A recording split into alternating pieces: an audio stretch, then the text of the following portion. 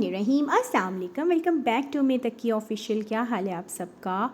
और जी ये मॉर्निंग का टाइम है और आप देख रहे हैं मेरा स्टोव कितना गंदा हो रहा है। एक्चुअली बहुत कम ऐसा होता है कि मैं रात को ही अपना स्टोव गंदा छोड़ दूँ, लेकिन कभी कभी इस तरह होता है ना कि आप बहुत बिज़ी हो जाते हैं, आप कहीं बाहर निकले होते हैं या कोई मेहमान आ जाते हैं, तो कभी कभार आपसे रह भी जाते हैं। सारी बातें इंसान है।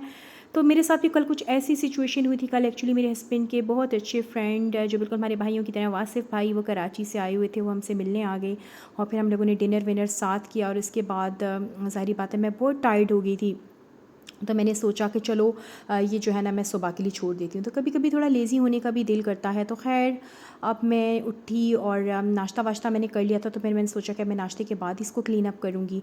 तो क्योंकि आपको पता है एनर्जी भी चाहिए होती है, थोड़ा स्टार्टर आपको चाहिए होता है काम करने के लिए। तो यहाँ जी अब मैंने जो था ये स्टोव क्लीनर इसके ऊपर स्प्रे कर दिया बहुत अच्छे तरीके से। और मैंने जो है ना 2 कॉइल्स रखी हुई हैं किचन में। ये जो है एक डिश वॉशिंग के लिए है और एक बर्तन मांजने के अलावा एक जो है मैंने ये जो रखी हुई है जी, ये स्टोव की क्लीनिंग के लिए है, क्योंकि आपको पता है स्टेन्स वगैरह पड़ जाते हैं। अच्छा, ये स्टोव मैंने आप बहुत दफ़ा आपसे शेयर किया कि काफ़ी पुराना मेरा स्टोव है और रेंटेड हाउस में ये पहले से पड़ा था, पता नहीं कई सालों से यूज़ हो रहा है। तो ये जो इसके परमानेंट स्टेन्स हैं ना, ये तो कभी भी नहीं जाते जितनी भी कोशिश कर लो। लेकिन यह है कि जो फ्रेश होते हैं ना, वो बड़े अच्छे से क्लीन अप हो जाता है। तो यहाँ मैं बहुत अच्छे तरीके से तार के साथ इसको मैंने जो था जी रगड़ लिया था और अब स्पॉन्ज क्लॉथ के साथ इसकी क्लीनिंग कर लूँगी। तो ये कि स्टोव क्लीन हो जाता है ना, तो आप यकीन जाने के लगता है कि आधा किचन आपका क्लीन हो गया। मुझे जो है मैंने देखा बहुत से लोग इसके ऊपर एल्यूमिनियम फॉइल भी लगाते हैं, अपना अपना तरीका होता है। लेकिन मुझे लगता है कि जैसे इसको अगर आप रूटीन में इस तरीके से क्लीन अप कर लेना, तो फिर फॉइल की भी ज़रूरत नहीं। हर खाने के बाद, नाश्ते के बाद कर लें, लंच बनाना है उसके बाद कोई चाय बनानी है, हाथ के हाथ अगर आप करते रहते हैं ना, तो आप यकीन जानिए कि स्टोव फिर ना आपका गंदा नहीं होता। तो किचन क्लीनिंग के लिए जो स्पॉन्ज क्लॉथ्स हैं, ये बड़ी अच्छी इन्वेस्टमेंट है। मैंने डिफरेंट रखे हुए हैं। किचन के लिए है, एक डस्टिंग के लिए है, एक ड्राइंग रूम में जो है वो बर्तन वगैरह क्लीनिंग के लिए तो मैंने अलग अलग रखे हैं। बड़ी अच्छी इन्वेस्टमेंट है। थोड़ी एक्सपेंसिव होते हैं लेकिन अच्छी इन्वेस्टमेंट है, वर्थ बाइंग चीज़ है। तो उसको मैंने अच्छे से किसी एक दफ़ा और धो के ना स्टोव्स के ऊपर मार लिया था, ताकि मुकम्मल तरीके से वो क्लीन अप हो जाए। तो अब जस्ट इसके ऊपर इनके बर्नर्स वजन रखती हूँ। ये भी काफ़ी पुराने हैं, बस इससे ज़्यादा की क्लीनिंग जो है वो नहीं हो सकती। मैंने बहुत कोशिश की थी नहीं, मैक्सिमम साफ़ हो जाते हैं। तो बस अब इनको मैं जमा लूँगी और स्टोव जो है वो मेरा बेहतरीन जो है वो चमक उठा था। और अब मैं काउंटर टॉप्स वगैरह भी साफ़ कर लूँगी। और ये मैंने देखा है कि आप देखें, हेल्पर ज़ाहिर बातें रखना मजबूरी है। मैं भी हेल्पर रखूँगी, मैं एक अच्छी हेल्पर की तलाश में मुझे मिलेंगी, लेकिन तब तक मैं खुद मैनेज करूँगी। मैंने ये देखा है कि अगर आप डेली बेस के ऊपर इसकी आपसे सिर्फ 5 से 10 मिनट आप अगर थोड़ी सी डीप क्लीनिंग या आप कर लेना, तो आपके जो हैं ये काउंटर टॉप्स और ये किचन की आपकी जो बाकी जो कैबिनेट्स हैं उनको थोड़ा बहुत आप तवज्जो दे दें। और ख़ासकर काउंटर टॉप जो होते हैं, जहाँ मैक्सिमम हमारी कटिंग कुकिंग हर चीज़ चल रही होती है ना, तो वो आपकी फिर वो इतने ज़्यादा गंदे ही नहीं होते। अच्छा, ये मैंने एक थोड़ा सा अपना बनाया हुआ था साइड कॉर्नर पे, बड़ा प्यारा सा एक अरेंजमेंट मैंने की थी। मेरे पास एक प्लैंक पड़ा था वुडन, उसके ऊपर मैंने प्लेट रख के अपने सॉसेस रखती थी, मुझे बड़ा अच्छा लग रहा था इस तरीके से। तो खैर जी, ये मैंने सारे रैक शैक हटा के बहुत अच्छे से क्लीनिंग कर ली है। और डेली बेस पे अगर करेंगे तो ज़ाहिर बात है इतनी गंदगी होगी ही नहीं है। मेरी वेजिटेबल बास्केट अभी खाली पड़ी है, क्योंकि अभी फ्रूट वेजिटेबल्स नहीं आए हैं। तो इसको भी हटा के कर लूँगी। ब्लेंडर सारी चीज़ों को हटा के अच्छे से मैंने कर ली थी डीप क्लीनिंग। तो जी सारा क्लीन अप हो चुका हुआ है पूरा मेरा किचन, इसके स्टोव्स वगैरह एवरीथिंग इज़ क्लीनड अप। तो अभी देखते हैं नेक्स्ट क्या है जनाब करने को। खैर किचन क्लीन अप करके अब मैं ड्राइंग रूम में आ गई हूँ, क्योंकि आज मुझे अपने ड्राइंग रूम की बहुत डिटेल वाली और A1 वाली क्लीनिंग करनी थी। अच्छा, कुछ चीज़ें एक्स्ट्रा पड़ी होती हैं यहाँ पे, जो हम सारी बात है कि बिज़ी होते हैं तो रख देते हैं, फिर वो सारी मैंने उठाई और पहले मैंने सारा कोने कोने से बहुत अच्छे तरीके से ब्रश निकाला। इसी तरीके से अपना मॉपिंग लिक्विड बनाया, जिसमें मैंने विनीगर डाला और मॉपिंग का सर्फ डाला और मॉपिंग लिक्विड डाला। और अब ये कि कोनों कोनों से मैं सफाई कर लूँगी। मेरी हेल्पर जो थी ना, उनको मैं एक एक चीज़ घसीट के देती थी, सोफ़े, टेबल्स, स्टूल्स, हर चीज़ ना, तब वो जाके ना पीछे से सफाई करती थी। और ये होता है कि कॉर्नर्स गंदे रह जाते हैं तो फिर बहुत गंदा लगता है ना। तो ये देखिए टेबल्स के नीचे से हर जगह से डीप क्लीनिंग, क्योंकि इसका जो है ना वो है भी जो है वो स्किन कलर की टाइल्स है ना, तो ज़रा सी भी डर्ट होती है वो गंदी नजर आती है। वैसे मैं भी जब क्लीनिंग करती हूँ तो मैं एक एक चीज़ यहाँ से हटा के ना कॉर्नर से करती हूँ।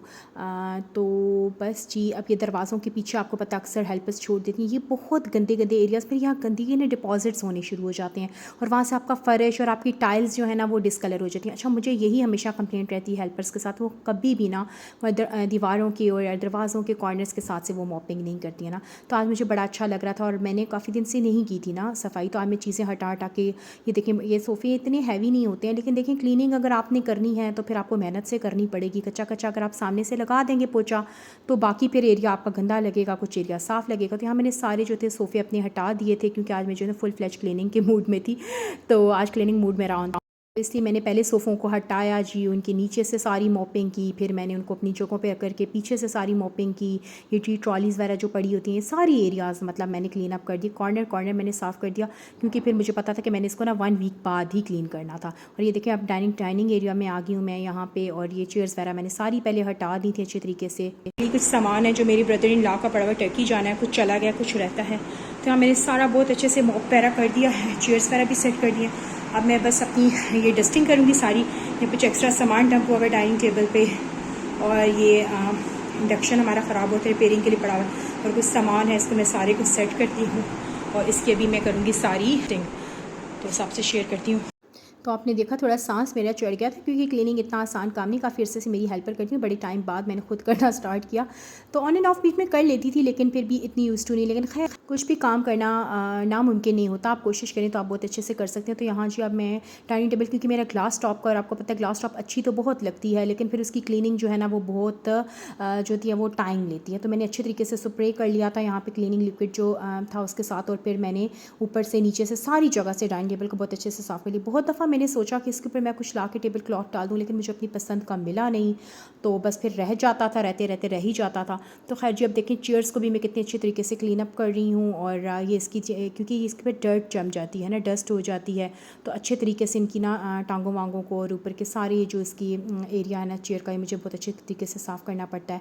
तो खैर तसल्ली भी तभी होती है जब प्रॉपर क्लीन अप हो। तो मैंने फिर अब यही रनर जो था वो नॉर्मल रूटीन में मैं जो हूँ मेरे घर में यूज़ होता है, मैं वही डाल दिया था, क्योंकि फैंसी रनर्स वगैरह फिर जब गेस्ट आएँ तो ही मैं डालती हूँ। तो यहाँ मैं कैंडल स्टैंड्स अपने सेट कर लाइट्स वेट्स मैं सारे रख दिए थे, और फिर जो था मेरा अल्हम्दुलिल्लाह डाइनिंग एरिया भी साफ़ हो गया हुआ था। रात जो थी बड़ी तसल्ली होगी जब सफाई हो गई। तो आज फिर ये है कि आज मेरा थोड़ा सा हमारा मीठा खाने का दिल था, तो मैंने सोचा क्या इतनी जल्द बनाऊँ। काफ़ी सोचने के बाद मैंने सोचा कि मेरे पास इंस्टेंट खीर पड़ी है, मैं वो बना लेती हूँ।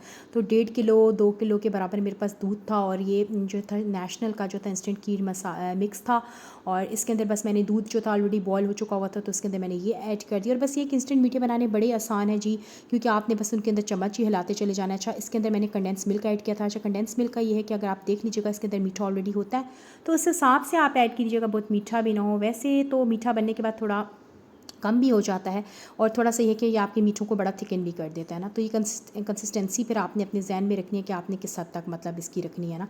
अब ये कि अब ये मेरे ख्याल में तो बहुत अच्छी कंसिस्टेंसी है, क्योंकि ये इसके अंदर कंडेंस मिल्क पे ये ठंडा होने के बाद जो है थिक हो जाएगा। तो यहाँ मैंने इसको हटा दिया था, और जब थोड़ा ठंडा हो गया था तो मैंने इसको जी सर्विंग बोल में अपने निकाले, और ऊपर मैंने हैंडफुल जो थे वो बादाम जो थे वो ग्राइंड करके डाल दिए, थोड़े दरदरे से या पाउडरी कर दें आपको जैसे पसंद है।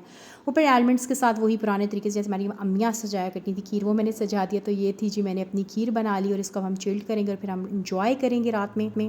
तो जी ये थी मेरी आज की वीडियो, मेरी आज की शेयरिंग और मेरी आज की क्लीनिंग की रूटीन जो मैंने आपसे शेयर की। अगर आपको मेरी वीडियोस अच्छी लगी तो प्लीज़ मेरे चैनल को लाइक कीजिएगा, सब्सक्राइब कीजिएगा। डिस्क्रिप्शन में मैं इंस्टा और फेसबुक का लिंक डालूँ, काइंडली मुझे वहाँ पे भी फॉलो कीजिएगा।